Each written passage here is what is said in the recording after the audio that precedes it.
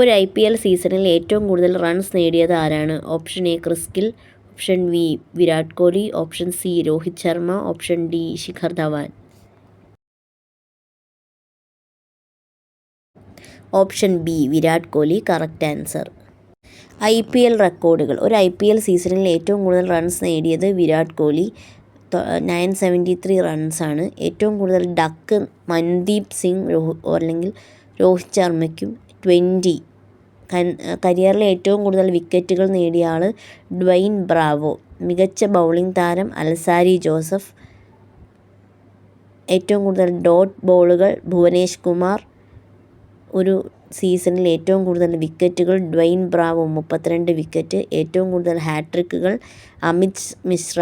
Captain എന്ന നിലയിലാണ് ഏറ്റവും കൂടുതൽ മത്സരങ്ങൾ ജയിച്ചത് MS ധോണി. ഏറ്റവും അധികം മാൻ ഓഫ് ദി മാച്ച് അവാർഡുകൾ AB ഡിവില്ലിയേഴ്സ്.